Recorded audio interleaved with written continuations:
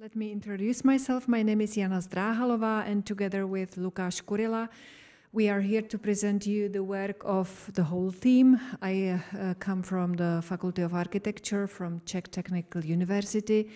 We also cooperated on this project with the Czech Institute of Informatics, Robotics and Cybernetics, also with Certicon, the Academy of Science, and of course IPR, the Institute of Planning and Development in Prague. So our main research aim is to analyze how space characteristics influence the way people use the space.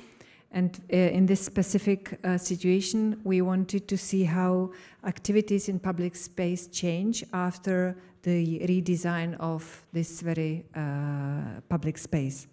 And we had the case study of Mariánské Square in Prague. We knew that the city wants to do a completely new design, and then that for some time there will be a temporary adjustment of the space. And so you can see on the right of the presentation the way the square looked before the redesign and then afterwards. And what you see under is a little hint of the results I will be talking about, which is the heat map of activities and use of space before and after the redesign.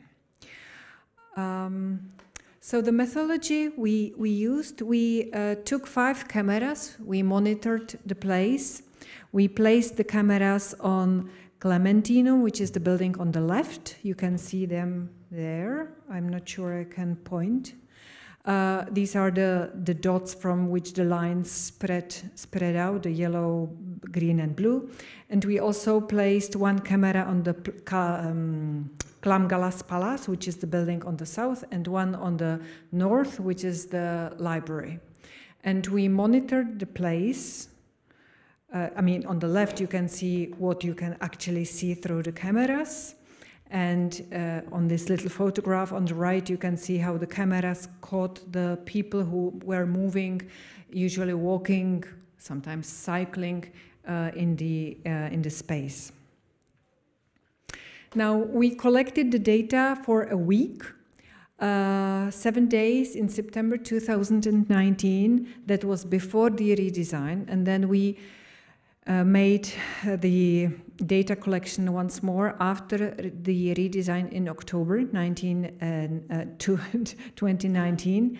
And still we left some 3 weeks after the redesign so that people can get used to the fact that it looks a little bit different. We didn't want to get the first wave of people being surprised what they find at the space.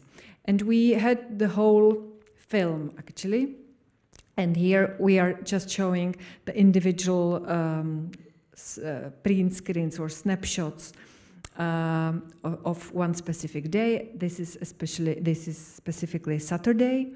The top line shows the situation, the heat maps of activities that take place in the space before the renovation, and under the bottom line shows the pictures or the heat maps after the redesign. And you can see that they are taken in specific hours.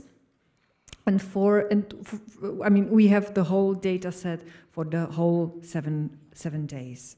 And we now just want to go into detail in one specific time, which we chose to be 1 o'clock in the afternoon, because there you can see the changes quite well.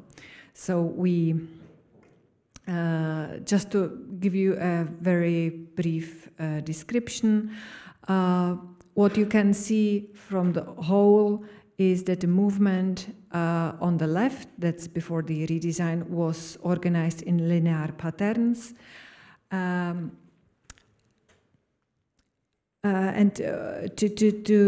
people want to cross the square from west to east, they usually have to sneak through the cars. These are the very fine lines between the white place Actually, I can show it. Oh, sorry. Okay. These are the horizontal lines. So usually people would go in linear movement patterns, no matter if they use the central pathway, which is a little bit elevated on the top, or they also use the roadways where cars would normally go. And again, to go from east to west, they would go in between the cars.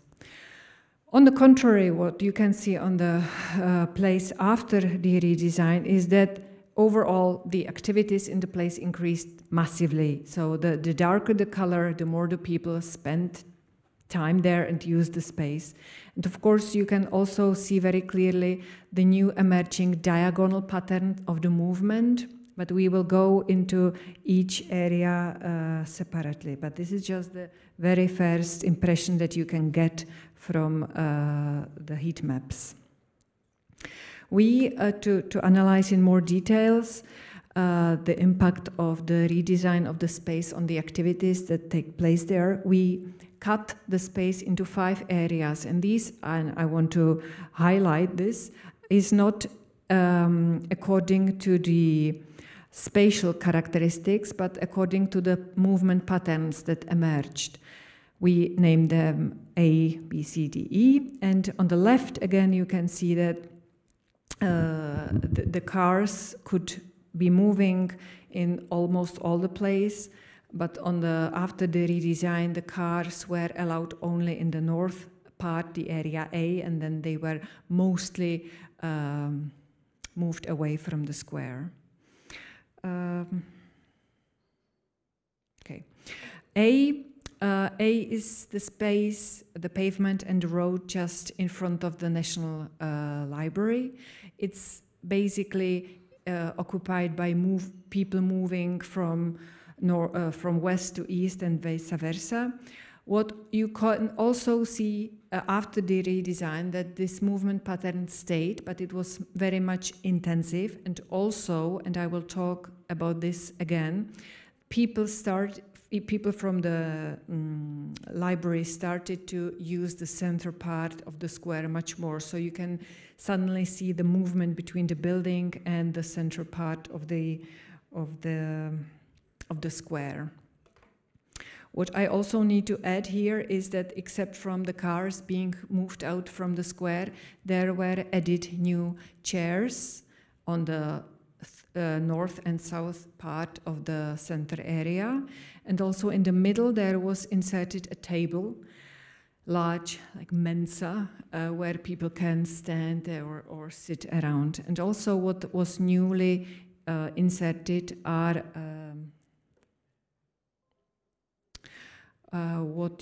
is also inserted are small trees in movable baskets, so you can get some kind of shade, but maybe a little bit more the feeling of privacy. And yes, there's one more thing, but I will tell you when the time comes. And here you can see an example of what the place looked before and after. That's just to document more the movement patterns that you saw on the map. So that's about area A, just in front of the library. We will move to area B, which is just in front of Clementinum. Clementinum is a large cloister, but also a library. And I skipped there the picture where you can see that many tourists who come from Charles Bridge can go through Clementinum and come out at this square. So it's really a source of entrance to the square, except from the streets. And here again you can see that much more people use the space, but also that instead of, and you can see this here, that instead of just going through the road, the road used for cars, suddenly people stop there and take this time to look around or make a decision where they want to go, or look at the map, or just talk to each other. So suddenly they don't use these spaces just for movement and but also for stationary activities. And what I think I can introduce already now are these, again, print screens. These come from a geometric annotator. That was a tool that the team developed to have the possibility to focus on a specific timestamp and go through the people who move in the picture and annotate their geometry of movement. So this red line is showing both on the side plan on the right, but also in the picture, how people actually choose their path.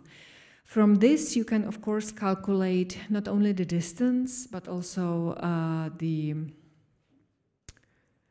speed of the movement. Mm-hmm. Okay, this is just another example. Again, you can see that people walk in diagonals, and what you can see on this right picture is one more thing. I was telling you that they inserted the seats and the trees, cars were moved away, but they also inserted blocks, concrete blocks that would prevent cars from going there.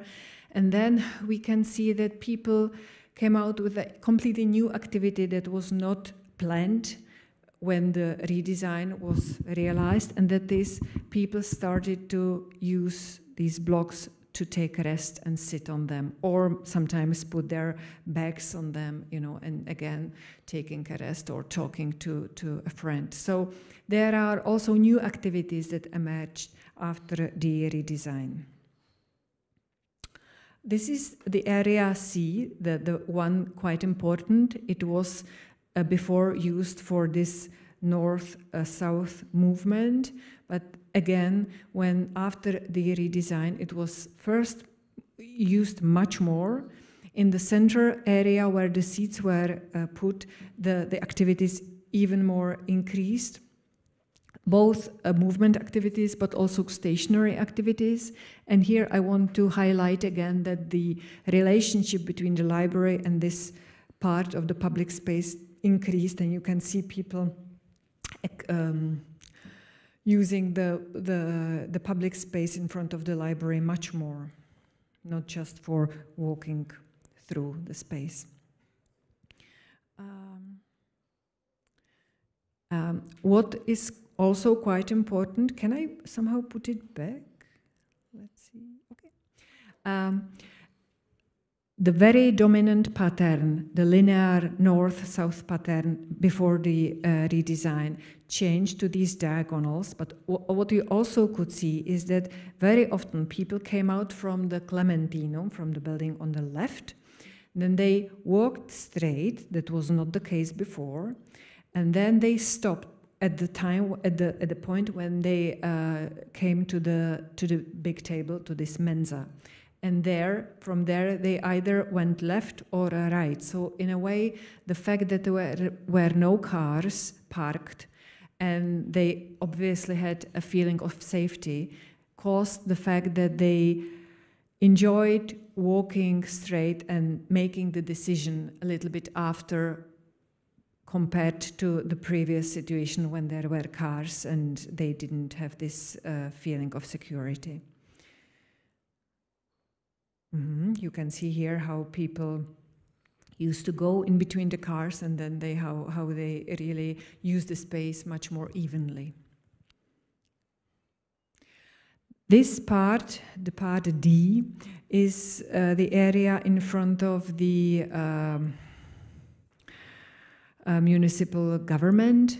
There are 2 trees, and we can, except from the increase of activities in the place, we cannot see much more, maybe new activities. We did not see that many people would use the stairs for sitting. But again, this is the camera from the Clementinum showing the even distribution of people in this space. Now the last but not least is the area on the south. Here we we were quite surprised because there the activities, the amount, the intensity of the heat map increased massively. Again, it was not used much before the redesign, but people really started to walk through this area much more. And as I've said, they started to use these blocks to take a rest and sit. And one more thing that I want to highlight is that we did not, our colleagues, the team, did not only analyze the 2D pictures that you normally get from cameras, where you can see lines of people or vehicles moving. They combined, they merged the images from the all 5 cameras, and they displayed them in the proper coordinate system on the maps. So you really get one person, and you can see how he or she is moving in the space. The future work that we would like to focus on is the distinction between stationary activities and movement activities. When we look at the map, we are not sure, we cannot 100% say if these dark red colored dots mean that so many people would be going through this spot, or if there was one person who would be standing there and maybe just moving, waiting for somebody. So this is something we want to focus on now, to distinguish the stationary activities and movement activities. That's one thing. The other thing is we want to look at conflicting situations. All these lines, the heat maps, monitored people's movement, not cars, not trams, not public transport, etc. And we can now combine the data that we have from the people's movement together with data from car movement or public transport and see and predict the conflicts. Usually, I mean, on the left picture you can see people going on the scooters together with the car, and at the same time people just entering the road. So that's obviously a conflict, possibly conflicting situation. And the very last future work that we want to focus on is to analyze couples or groups of people moving in the space, to be able to describe the dynamic of people in the square, and this could help us to predict the conflicting situations, because just from this picture you cannot say, of course, that, for example, people would be walking and suddenly stopping because they would see a car coming. So this dynamic of the movement would be also possible to analyze from the analysis of groups of people. And one more thing that I have not said, I believe, is that except from the geometric annotator that I was showing you all through the presentation, meaning that we have to manually choose the timestamp and draw the lines of people as they are moving in the space, we can also annotate the activities. We call this the semantic annotator, where we can describe what people are doing, whether they are talking to each other or waiting and reading a book or smoking, etc. And this again can help us to assess the impact that the physical attributes have on people in the public space. And I believe that's all from me. Thank you very much.